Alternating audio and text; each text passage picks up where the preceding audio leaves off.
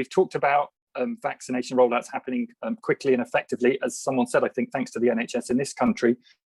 Globally, it's a very, very different picture. So when your starting point is 3/4 of all the vaccines that have been given in the world have been given in 10 countries, 130 countries haven't even sniffed a vaccine so far. There is what's being called vaccine apartheid. And surprise, surprise, when you look at a map of where the vaccines have happened and where they haven't, it's very similar to the old colonial maps. So at the very beginning, there were movements made by the World Health Organization to try to undercut this happening, to try and stop it happening. And they set up 2 institutions. One is called COVAX, which is all about trying to get the vaccines out as fairly as possible across the world. One is called CTAP, CTAP, and that was a kind of pool that was supposed to be about sharing patents, technology, know-how, so that scientists could collaborate, stand on the shoulder of giants, learn, see what other people are doing, and use that to create something better. Sadly, rich countries like Britain have utterly undermined these 2 institutions. COVAX they undermined by essentially saying, well, we're not going to get our vaccines from. It's very, very nice. It's nice for the rest of the world, but it's not good enough for us. We're going to simply buy all the vaccines before COVAX can buy any. And in that way, all of the first tranche of vaccines went to very rich countries, which is why the vaccinations have only really happened here so far. And then CTAP, which was supposed to be all about sharing and collaborating, well, the big pharmaceutical corporations, some of them based here like AstraZeneca, said we're having nothing to do with that.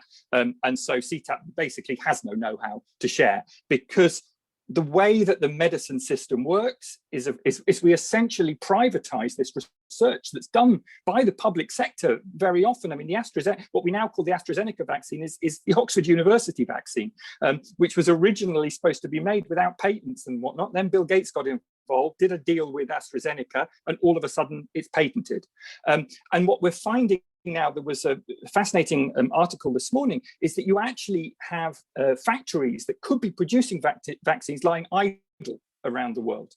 They can't produce it. Why can't they produce it? Because they don't have the property rights to the specific vaccines, because these are owned by a handful of enormous multinational corporations that by and large spend way more money keeping their stock price high every year, way more money on marketing, way more money on trying to extend their patents and challenge anyone who's using them without their authorization than they do actually researching the drugs that we need to keep us healthy. And it's not only a problem for coronavirus, it's also why increasingly we don't have any antibiotics to use anymore, because there's no profit in it.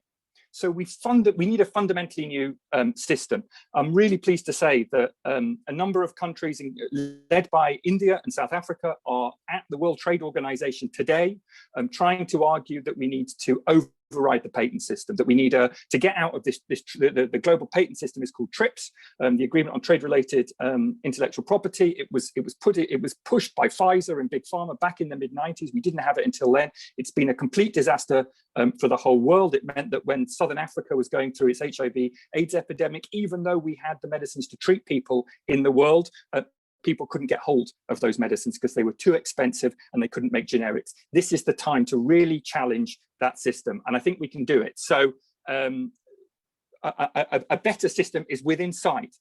Most of the countries in the world are arguing for it. There's a few countries like our own that are blocking it. So I would just really urge people to get involved in the People's Vaccine Campaign and end this awful system. And it really isn't just an idea from some crazy activists over here. As I say, most countries in the world who don't currently have the vaccine are pushing for it.